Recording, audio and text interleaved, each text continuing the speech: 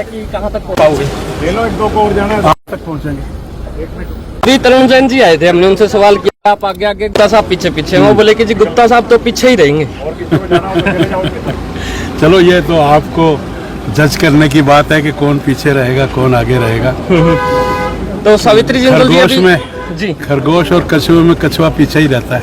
अच्छा, सावित्री जिंदल जी अभी बीजेपी में है या फिर नहीं है? आपने उनका बिल्कुल। पोस्टर लगा रखा है लेकिन वो उन्होंने मना कर दिया था। नहीं बीजेपी में है, इसमें कोई शक नहीं है। हमने एक सर्वे करवाया था गुप्ता साहब, जिसके अंदर काफी नाम हमने दिए थे, लेकिन उस सर्वे के अंदर 7,500 लोगों ने वोट पोल किया। आपको मात्र 13% ही वोट मिल पाए हैं। तो आपको क्या लगता है कि जो शहर की जनता आपका ने जवाब जो है वो मैं दूंगा तो आपको यकीन नहीं आएगा। आपका जवाब 5 अक्टूबर देगा। 5 अक्टूबर शहर की व्यवस्था, सर सीवरेज व्यवस्था, पानी की व्यवस्था, रोड व्यवस्था, सब कुछ ठप्प है? किस प्रकार सब देखते हैं? कुछ बहुत अच्छी गुप्ता जी की बात बताइए, पहले से बहुत अच्छी है। ये सावित्री जी आपके मतदान उसमें नॉमिनेशन में क्यों नहीं आई? ये तो आप उनसे पूछिए। आना चाहिए था। मेरे जो मतदान में केवल 4 या 5 लोग आएंगे जी। और सभी लोग आए, ये संभव नहीं है। नहीं, ये उनको कन्फर्म दिल्ली- है कि वो आपके साथ ही अभी? 100%। सरदाना साहब भी नहीं दिखे सर। ये गुप्ता जी हैं, कह रहे एक हैं। मिनट भाई साहब। आपको बात पता लग जाएगा जी। और सारी पिक्चर आपको 12 तारीख को फाइनल हो जाएगी। सब लोग हमारे साथ हैं। क्या लगता है कितने वोटों से जीत होगी गुप्ता साहब? वो कैसे जीत होगी? अच्छे वोटों से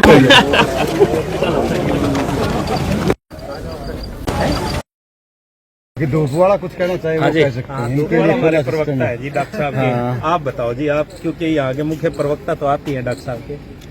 इंद्र भगवान की भी जो है ना जी बड़ी कृपा हुई है। जैसे जैसे हवन के अंदर पंडित जी ने आहुति दी, इंद्र देवता जी को आह्वान किया, उसी समय बारिश शुरू होगी जी। ये सबसे अच्छा हमारे लिए शुभ संकेत है परमात्मा की तरफ से। लेकिन वो तो तरुण जैन जी के लिए भी है। वो नहीं है, उनका लेट था। अच्छा, उनका लेट। हमारा ऐसे हमारा ही है। आपका तो प्रोग्राम जो है 10 बजे का रखा था, तरुण जैन जी ने तो 9 बजे का रखा हुआ हाँ, तो बारिश कब हुई थी जी? बारिश तो हमने जब हमारा हवन चल रहा था और इंद्र भगवान को आह्वान किया था पंडित जी ने, तभी हमारा तो बारिश शुरू हो गई थी तुरंत। अच्छा, ये हमारे लिए तो बहुत बढ़िया। तो अभी आप जनता को क्या आह्वान कर रहे हो अभी आप? जनता तो एक तरफा चुनाव है जी ये। अच्छा। और तो घोषित ही नहीं किया रहे दूसरी पार्टियों ने तो चुनाव उम्मीदवार। तो मौज होगी फिर, कोई कंपटीशन में नहीं है फिर तो अभी भारतीय तक तो जनता कोई पार्टी competition में है ही नहीं, कोई तरुण दिखाई नहीं देता। जैन जी बीजेपी के बड़े लीडर रहे हैं। हाँ जी, बीजेपी छोड़ चुके हैं और नामांकन भरने आए हैं। हाँ, कोई फर्क नहीं पड़ता जी, नहीं, कोई फर्क नहीं पड़ता, कोई आधार नहीं। चलो धन्यवाद। तो किसको देख रहे हैं कंपटीशन में आप जो आएगा? अभी घोषणा नहीं की दूसरी पार्टियों ने। कंपटीशन में तो जब देखे ना जी, जब किसी ने घोषणा की हो, सब भागे फिरने लग तो गए। कमल गुप्ता जी का कंपटीशन कमल गुप्ता जी से ही है कि पिछली बार अभी तक ज्यादा तो वोट ऐसा ही लेते लग रहा नहीं है, लेते। अभी तक तो ऐसा ही लग रहा है। रहेंगे जिस तरह से अभी तक माहौल बन रहा है भाजपा का, क्योंकि कोई कंपटीशन में नहीं है, तो क्या कहना चाहिए? भारतीय जनता पार्टी का कंपटीशन के बगैर भी जब पार्लियामेंट के चुनाव में लोग एंटी इनकम्बेंसी के आधार पर कह रहे थे कि बीजेपी का हरियाणा में कुछ नहीं है। बीजेपी ने 5 पार्लियामेंट सीटें जीती और जीत के नरेंद्र मोदी जी के नेतृत्व में एनडीए की सरकार बनी। कहीं 10 मिल रही थी तो कहीं 5 मिल रही है, तो 5 को खुश हैं भाजपा? नहीं, 5 पे खुश नहीं है। और एंटी इनकन्वेंसी की बात करें तो अब भी एंटी इनकन्वेंसी देखने को मिलती है, तो क्या लगता है? न, अब ऐसा नहीं है। जो पार्लियामेंट चुनाव में था उससे काफी बदलाव है चुनाव में, और अब जो चुनाव है वो दूसरे प्रकार का चुनाव है। आज जो हरियाणा प्रदेश का चुनाव है, माननीय मुख्यमंत्री नायब जी सैनी के नेतृत्व में तीसरी बार हरियाणा प्रदेश में भारतीय जनता पार्टी की सरकार बनेगी, क्योंकि आज कांग्रेस पार्टी अब तक अपने प्रत्याशी भी नहीं तय कर पाई है। ये कि तो हरियाणा में कितनी सीटें मतलब निकालेंगे? हम पूरे बहुमत के साथ सरकार बनाएंगे। तो अब की बार संख्या क्यों नहीं? पहले 400 पार, 75 पार, और अब की बार सिर्फ बहुमत तक ही जाने का लक्ष्य बनाए? ऐसा है, ये संगठन का फैसला होता है, और हमारा तो जो ना जनादेश मांगने के लिए फर्ज होता है कि हम जनता के बीच में जाएंगे। और भारतीय जनता पार्टी ने जो काम किए हैं, चाहे कोई किसानों के लिए किया हो, चाहे मजदूरों के लिए किया हो, चाहे बिना खर्ची बिना पर्ची के आधार पर नौकरियां देने का काम किया हो, चाहे डेवलपमेंट के काम किए हो, तो उन सारे कामों को लेकर के हम जनता के बीच में जाएंगे और जनता हमें जनादेश देगी, ये हम मानते हैं। जिस तरह से टिकटों का आवंटन होता है ही भगदड़ माची बीजेपी के अंदर, तो उसका क्या असर नहीं पड़ेगा? ना उसका कोई असर नहीं पड़ेगा। भारतीय जनता पार्टी का कार्यकर्ता जो है वो भारतीय जनता पार्टी से बाहर कभी वोट देता नहीं। हो सकता है थोड़ी बहुत नाराजगी होती है, बड़ा परिवार है उसमें थोड़ी बहुत नाराजगियां होती रहती है, लेकिन भारतीय जनता पार्टी की हमारी सारी जो लीडरशिप है आपस में बैठ करके सारे जो मतभेद है उनको दूर करके सब चुनाव में लगेंगे और चुनाव में अच्छी तरीके से हम जीत हासिल करके बाहर से आओ टिकट पाओ, और जो मूल कार्यकर्ता है वो नाराज काफी नजर आता है। ये बात आपकी जायज है, इसमें हम भी मानते हैं। ये संगठन का काम है, हमारे ऊपर के नेताओं को इस बात को देखना होता है। फिर भी कहीं न कहीं उनकी कोई न कोई ऐसी बात रही होगी, कोई न कोई टेक्निकल ऐसी बात रही होगी जिस वजह से उन्होंने लोगों को भी मौका दिया होगा। Thank you sir. परिचय करा दें। नरेश नैन। जिस तरह से पूरे 5 साल कार्य करते हैं, और जो चुनाव के अंदर टिकट के भी बहुत सारे अभिलाषाएं होती है कार्यकर्ताओं को, लेकिन बाहर से उम्मीदवार आता है और टिकट ले जाता है, और जो कार्यकर्ता वो सिर्फ दरी बिछाने के ही काम आता है। नहीं, पार्टी बहुत मतलब एक चाय बेचने वाला आदमी देश का प्रधानमंत्री बन सकता है, पोस्टर लगाने वाला आदमी देश का गृह मंत्री बन सकता है, एक छोटे से छोटा साधारण से साधारण आदमी पार्टी के ऊंचे पद पर चला जाता है। आप ये बात कैसे कह सकते हो कि दरी बिछाने वाला कार्यकर्ता बेचारा जो है ना उपेक्षित होता है? ये बात नहीं है पार्टी में, हमारी में। तो मानते हो हमारी पार्टी में ऊपर से मतलब जो है ना उतर करके नहीं आता, जमीन से ही कार्यकर्ता तैयार होता है। जमीन से कार्यकर्ता मुंह देखता रह जाता है। मान लो कोई बाहर से टिकट के लिए आया, ज्वाइन की भाजपा और टिकट दे दी, हमारी पार्टी के और इसका खामियाजा को लोकसभा चुनाव में जो मिला था हमारी पार्टी का कार्यकर्ता कोई टिकट की अपेक्षा लेकर के नहीं आता कि भी मेरे को जो है ना टिकट मिल जाएगी तो मैं जो है ना काम करूंगा। ये तो कुछ लोग ऐसे होते हैं जो मतलब टिकट की लालसा से पार्टी में आ जाते हैं गलती से। जो टिकट न मिलने से जो लोग छोड़ के गए हैं, बहुत सारे लोग छोड़ के गए हैं। एकदम से भगदड़ मची थी भाजपा के अंदर, और बहुत सारे सोशल मीडिया पे रोज लेटर आते थे कि भाई पद से और प्राथमिक सदस्यता से जो है इस्तीफा दे रहे। वो क्या कारण था, क्या अनदेखी की गई उन कार्यकर्ताओं के अंदर? जो है ना टिकट मिलने की उनको उम्मीद थी, टिकट नहीं मिलती पार्टी ने। पार्टी बहुत सोच समझ करके कई एंगल के ऊपर विचार करके कई जगह सोच विचार होता है जब पार्टी टिकट का निर्णय लेती है। तो मानते हैं अब व्यक्तिगत अभिलाषाएं थी, उनका पूरा नहीं हुआ, तो व्यक्तिगत अभिलाषाएं थी तभी तो पार्टी छोड़ करके गए हैं। मतलब ये नहीं कि चुनाव के टाइम ही लगे, हम तो पूरे 5 साल ही लगे रहते हैं। पार्टी लगाए रखती है काम धंधे में। जनता के लिए जनता के लिए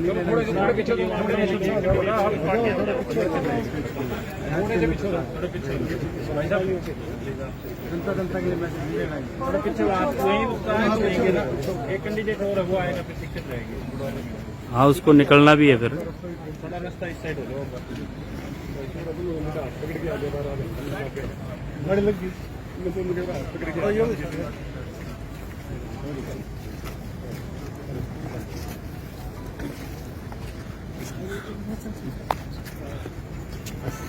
नमस्कार, आप सबको बधाई। हमने भारतीय जनता पार्टी के कमल के फूल के नाम पर आज नामांकन भरा है, और मैं समझता हूं कि जिस प्रकार से हमने हवन किया और हवन में इंद्रदेव का पदार्पण हुआ, जैसे ही इंद्रदेव का आह्वान किया तो इंद्रदेव बरस पड़े। तो उनके बरसने से बड़ा माहौल भी शांत हो गया और सुहावना भी हो गया, और हमें आशीर्वाद मिला। मेरी बात तो सुन लो, आप बाद में पूछ लेना बीच में क्यों तिल लगाते हो। तो उसके बाद हमने सभा की, बारिश थी इसलिए हाल में करनी पड़ी। उसके बाद में शहर में थोड़ा घूमे और आज नामांकन किया, और उस नामांकन में हमारे आदरणीय कुलदीप बिश्नोई जी उसमें थे। उसमें राजस्थान से आए हुए हमारे 6-7 दफ़ा के एमएलए रहे, और वहाँ राजस्थान में मिनिस्टर भी रहे, अपोजिशन लीडर भी रहे, और राजेंद्र राठौर जी हमारे साथ थे, और बड़ा अच्छे वातावरण में हमने नामांकन। सर, इस पर में ना चर्चा का विषय बना हुआ है, गौतम सरदाना जी आपके साथ नहीं है, श्रीमती सावित्री जिंदल नहीं है, कहीं न कहीं पार्टी उनको मनाने के लिए लगी हुई है या कुछ? ऐसा नहीं है।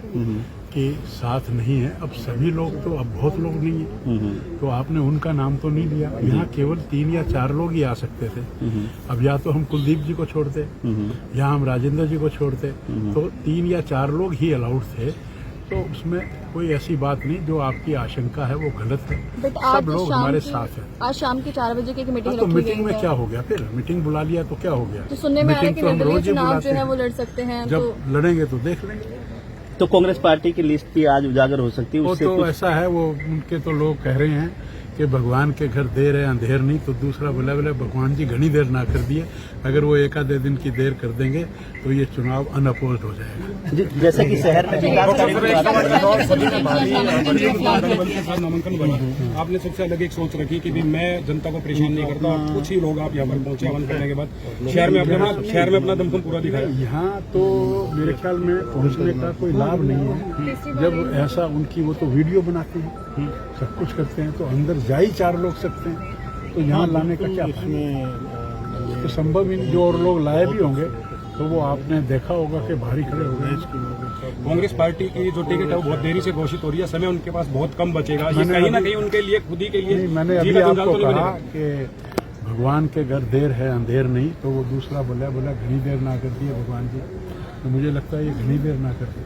जैसे कुछ विकास कार्य आपने करवाए, कुछ काम आप करा भी नहीं पाए, बहुत सारी समस्याएं फिलहाल है। तो इस बार अगर जनता आशीर्वाद देगी, उस पर किस तरह की होगी? काम पिछले 10 वर्षों में किया है जी, और काम अगले 5 वर्षों में करेंगे। सर काम किया है, काम करेंगे। गायों का जो मुद्दा है वो मुद्दा ही बनकर रह गया। नहीं, मुद्दा नहीं बनते रहा। देखिए, मैं आपको बताता हूँ कि देश तो आजाद 75 साल हो गए ना, 77 साल हो गए, लेकिन गो अभ्यारण्य 50 एकड़ में किसने बनवाया? उसकी 4 दीवारी, उसके शेड, उसके जो क्या नाम, बाड़े वगैरह बनवाए। आज आप वहाँ जाकर देखिए, 6,500 पशु है वहाँ पर। सर आज भी एक मिनट मेरी बात, 6,500 पशु है। और फिर हमने 10 करोड़ का बजट था गो आयोग का, फिर 40 करोड़ किया, अब 400 करोड़ किया। हमने बहुत सारी जो गायें हैं, हमने सभी गौशालाओं को कहा कि आप एक गाय का अगर इंफ्रास्ट्रक्चर बनाएंगे तो आपको हम 7,000 रुपया देंगे। 100 गाँव का बनाएंगे तो 7 लाख देंगे। ऐसे हमने बहुत लाख रुपए गौशालाओं को दिए। और फिर हमने एक बात और की। एक समय था, हुड्डा जी के समय में 10 रुपए प्रति गाय देना था। हुड्डा साहब कोर्ट में चले गए। कोर्ट वालों ने कहा कि ये 10 रुपए तो देने पड़ेंगे। उन्होंने इसकी अपील सुप्रीम कोर्ट में कर दी, और हमने 20 रुपए छोटे पशु के लिए, 30 रुपए मीडियम के लिए और 40 रुपए बड़े पशु के लिए प्रतिदिन देने का 400 करोड़ रुपए का जो हमने प्रावधान किया है, इससे 4,000 पशु ऊपर उठाए। तो 4,000 और 6,500, 10,500 पशु हमने हिसार से उठाया है, वो सड़कों पर नहीं है। अगर हम 10,500 पशु को आज सड़क पर छोड़ दें, तो जो आपका प्रश्न है वो ये है कि तब क्या हाल होगा। तो मैं आपकी बात से सहमत हूं कि पूर्णतः से हम गौ मुक्त नहीं कर सके। तो वो मैंने कहा है ना, काम किया है हमने, बाड़ा बनाया है हमने, गो अभ्यारण्य बनाया, हमने इतनी स्कीमें बनाई है, काम करेंगे। और जो रह गए अगले 5 साल। तो सर अगली बार मतलब ये जो मुद्दा है, कुछ सड़कों से जो गाय बिल्कुल डेफिनेटली इम्प्रूव होगा। एंटी इनकम्बेंसी का कितना असर है? कोई असर नहीं, एंटी इनकम्बेंसी होती नहीं है। जो काम करता है, इतने काम है, एयरपोर्ट का काम है, वाटर वर्क्स का काम है, STP का काम है, सड़कों का काम है, चौराहों का काम है, लाल किला और ये क्या नाम, सांसद, इंडिया गेट, शंख, ये इस तरह के भगवान अर्जुन और भगवान कृष्ण और अर्जुन का रथ, इस तरह के बहुत सारे सड़कों की बात करें, वॉशिंग यार्ड की बात करें, आपने वॉशिंग यार्ड हमने बनवाया है। हमने रोहतक को वाया महन हांसी से सीधा जोड़ा है। आज हम इस स्थिति में आ गए कि हम शताब्दी की डिमांड करेंगे। पहले तो हम शताब्दी की डिमांड ही नहीं कर सकते थे। तो मैं समझता हूं कि ये काम किए हैं और काम करेंगे ना। अब ये जो शमशान घाट है, इसको पूरा करेंगे। अब ये जो टाउन पार्क है, इसको पूरा करेंगे। स्वागत द्वार है, इसको पूरा करेंगे। और अग्रसेन ग्लोबल सिटी का जो हमारा विचार है, उसको हम आगे लाएंगे। तो आपने जितने विकास कार्य अपने गिनवाए, लगता है जनता इस पर मोहर लगाएगी या कुछ विफलताएं रहेगी उस पर जाएंगे? नहीं, लगता नहीं है। ये पूर्ण विश्वास की बात है कि तीसरी दफा हिसार में कमल का फूल खिलेगा और हरियाणा में भारतीय जनता पार्टी की मेजॉरिटी की सरकार आएगी। ठीक है।